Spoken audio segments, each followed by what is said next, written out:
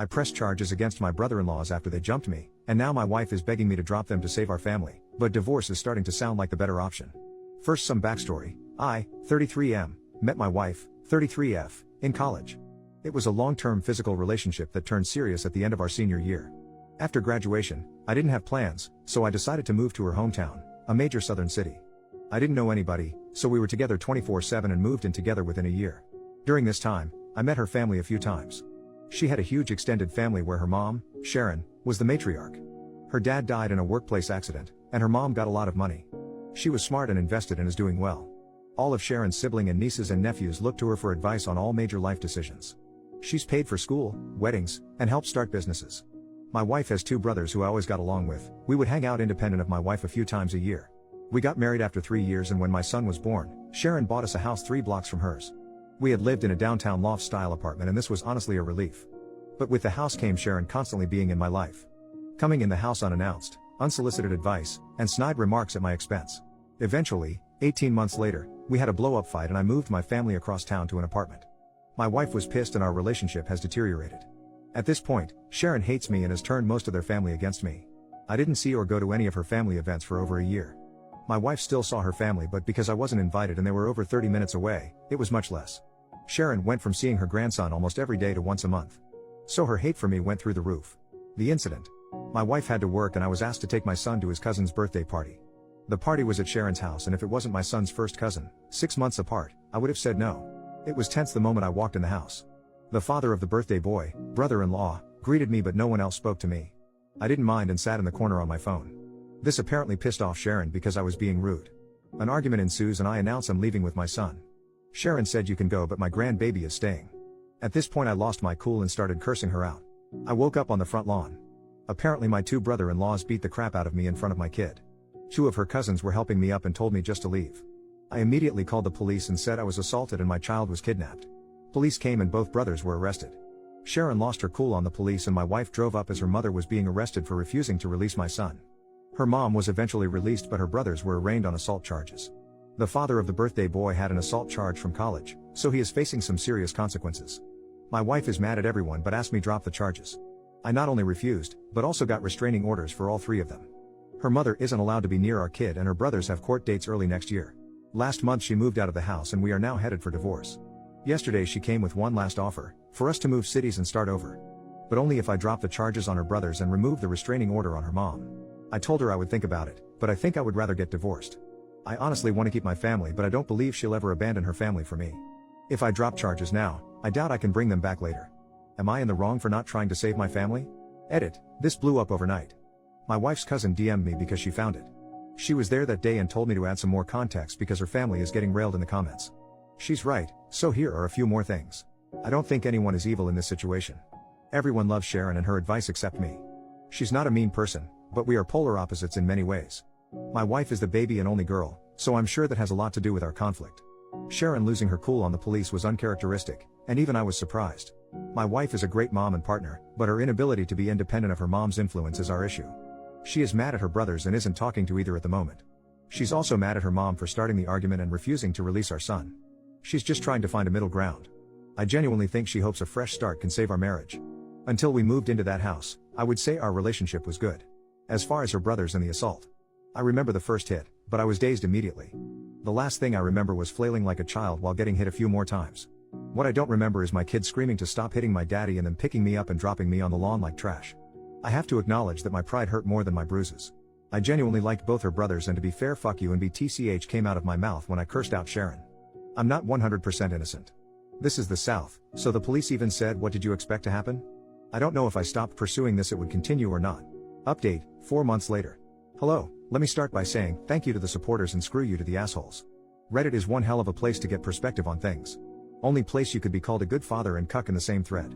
I've been wanting to write an update and answer questions for a while, but after my original post, many Reddit lawyers reached out and told me to stop talking immediately. Since things were very uncertain and my divorce wasn't settled, I decided to not respond or update anything until things calmed down a bit. A lot has happened to so many people involved, so I think I'm just going to break it down by person. Me, I moved back to the West Coast, where I am originally from. I decided to move forward with the divorce, so I moved home. Furthermore, I had nothing left for me in that city, as I only had a few friends, my son, and a lot of bad memories. My ex and son cried a lot the day I left and that hurt my soul, but it was best for all parties involved. So I moved back home to be around my family and my support system. I got a good paying job, and I'll be subletting a 2-bedroom apartment starting next month. My son spent the holidays with me, staying with my parents, and I plan to see him on Easter. Going forward and laid out in our custody agreement, my son will stay with his mother until he is 12. I'll get him Easter and summers, and we'll switch Christmas and Thanksgiving every year. When he's 12, and needs a father figure, he'll come live with me until he is 18.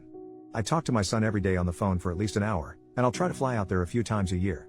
I can't shake the feeling that a piece of me is missing, and wish it was just my son, but I miss my wife too. My ex-wife, so the divorce is basically settled, and I obviously didn't move away with her. In the end, she saw my post and saw the comments and realized that she shouldn't have asked me to stop pursuing the case. She asked again, saying we could move and just get away from her family. Too much had happened, and our relationship was a shell of what it was. We both said and did things we forgave but can't forget. I wish this was a movie and I could just say love conquers all, or screw her she is evil, but that isn't real life. I'm torn between both loving this person and knowing we aren't right for each other. While she didn't want to move forward with the divorce, she didn't fight me on it either. We were able to settle everything without lawyers and only use them for paperwork and fine details. We talk daily because of our son, and she says she is doing well, but last time I FaceTimed her I can tell she isn't eating. My sister said it's post-breakup hotness, whatever that means, but she looks more sick than hot. She hasn't spoken to her brothers since that day, and blames them for a lot of what happened. She and Sharon's relationship is also very strained, and they barely talk as well. Ironically, she is hardly speaking to the family she was so desperately trying to keep together. I honestly wish she would talk to her family again, because I worry about her a lot. People were very mean to my ex-wife, saying she was a terrible mother and wife. I think she lives for and would die for her family, and all her actions were to keep us together. She told me her 2 biggest regrets were moving into Sharon's house and moving out of our apartment. Those 2 actions caused most of our problems. She is a great mother to my child and I will always have her back. The brothers, I didn't expect much as far as punishment in this case. They both plead out to a simple assault, which only had minimal consequences. Both brothers spent a night in jail, got fines and anger management. The older brother had a prior incident that I mentioned in the earlier post. It was a bar fight in his early 20s, and he hit a guy with a bottle and got an assault charge. Since that case was over 15 years ago, and he's married, pillar of the community, etc., he was given probation for a year and that was the end. Both brothers have partners in life and the oldest one is married. I've known his wife for many years, and we've always been friendly. Because of the restraining order, both spouses reached out on behalf of the brothers to speak to me. I barely knew the younger brother's girlfriend, but since I knew the wife, I spoke to her. She said both brothers regretted their decision, and she asked me to lift the restraining order and not to pursue charges. We had a brief conversation, but I simply told her I don't forgive her husband and brother-in-law, and I'm moving forward with both. As we ended the conversation, I told her not to call me again, and I haven't heard from either brother since. I don't know anything beyond what the ex tells me, and she isn't speaking to them. Sharon, so I did have it out with Sharon, and it went about as well as you can imagine. Here is a little backstory to our relationship. Let's start by saying my ex and her family are devout Christians who go to church weekly. I'm a lapsed Catholic who goes to church 3 times a year. I live a very moral and ethical life, but my belief system isn't centered on the church. Furthermore, I consider myself a moderate liberal, and their family is moderate conservatives. For example, I'm down for the Second Amendment, and Sharon supported gay marriage. Ideologically we were far apart but agreed on the important things in life. The real problems began when my son was going to be baptized. My mom wanted to get our son baptized Catholic and Sharon wanted him baptized Protestant. Lots of snide remarks about Catholics were said, but I let it go at the time. The ex and I decided to wait and let our son decide, which Sharon hated. When my ex started going back to church and I wasn't in attendance, that further widened the divide. Her family would go by Sharon or someone else's house after church for lunch or dinner, and I either showed up later or not at all. Every time Sharon didn't agree with the decision we made as a couple in regard to our lives, especially my son's life, she would start leaning on my wife and pressuring her behind the scenes. We would literally make a decision, and she would go to her mom's house and then come back with a different opinion. The most frustrating part is she stopped trying to talk to me at all. She would literally just call my wife and get her to change her decision. The big fight that led to us moving out was that my son wanted to play soccer and not football, but my wife's family is a huge football family. We agreed for him not to play football because he didn't want to play and our concerns about CTE. My wife comes home one day and does a 180 saying that she signed him up for football. We start arguing and Sharon comes in the house unannounced and joins the conversation, saying we decided it would be good for him. I got pissed and told them Sharon is not my son's parent and my ex shouldn't be so weak when her mom is pressuring her to do something we decided not to do. Then she said the words that sealed the deal, my opinion should matter. I bought the house. I started looking for a new apartment that night and never looked back. So when we talked, and neither of us raised our voices but it wasn't a nice conversation. I started and apologized for calling her a BTCH, and she apologized for trying to keep my son without my permission. She flat out told me she wished my daughter never met me and that I've ruined her family. That her sons have criminal records now, even though one already did, and it's all my fault. She then started crying about not seeing my son and how she lost her only daughter. I told her she was manipulative and used her money to control the family. That she only didn't like me because she couldn't control my decision like her weak-willed family. I also told her she consistently overstepped her boundaries in regard to my child and marriage, and she put her own selfish interest ahead of her daughter's happiness. After spending an hour calling each other jerks in different ways, we ended things in the same place. In the end, I told my ex her mom could see my son because Sharon loves him unconditionally, and he loves her. Call me stupid, but I think family is a big part of your upbringing. My mom isn't around him enough and every child needs a good grandma. The ex said she has been to a few family situations that were hard to avoid: wedding, funeral, Thanksgiving, but she leaves when her brothers come and my son doesn't leave her side. Sharon has seen my son and he has played with his cousin, birthday boy from Original Story, but she's keeping him from the family for the time being. My son, he's having a hard time with everything. It's not the fight, he thinks we were wrestling. He misses me a lot and cries on some of our phone calls. He's in therapy and all the sessions are about missing his dad and why we can't live together. It's been a few months, and it's slowly getting better, but we ruined his childhood and I take my share of responsibility in that. The cousin, she is my wife's first cousin, but they are more like sisters. Sharon is her aunt by marriage, and she was the first to warn me about the family. She was also eviscerated by the comment sections for having me add to the story. She told me I was out of line for calling Sharon a BTCH, but didn't feel I deserved to get beat up. Likewise, she also grabbed my son when the fight happened and took him away. She was the one who told my son we were wrestling, and she called my wife to come immediately. When Sharon was being handcuffed, the cousin came outside holding my son. I told her to give him to me, but she pointed at my swollen face and asked if she could hold him. I trusted her enough in that situation to care for my son, so I respected her enough to add those details. She didn't deserve the shit comments either.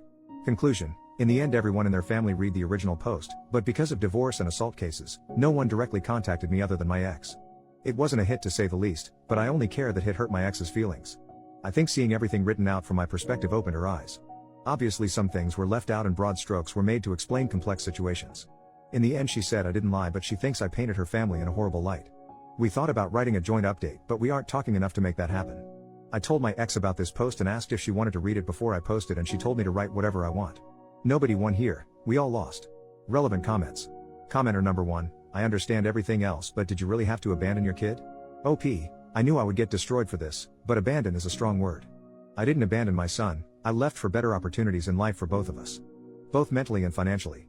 My chosen profession has more opportunities here, I was only there for my wife and child. My career picked up during the pandemic because I could work remotely, but in-office work is becoming mandatory again. I was already going to have to quit or move companies, so the timing was right. Also, my mental health is 10 times better now that I have left the city. For months, I gave my child fake smiles while trying to be a good father. I was a shell of the man I wanted to be. I'm still broken by what's happened, but I'm in a better place mentally, and in the long term, I'll be better financially. Commenter, you left for better opportunities in life for both of us? For you, yes. For him, not really. OP, I was responding to something else you wrote, but saw you responded to this. Your assessment of my situation is understandable. But me working for less money and being constantly unhappy isn't good for my son either. If I could have stayed in state, trust me I would have, but the economy is screwed. I used all my savings to continue paying bills and lived with my parents for free to start over. Maybe I could have found happiness there, but I didn't see it happening. We are co-parenting the best we can.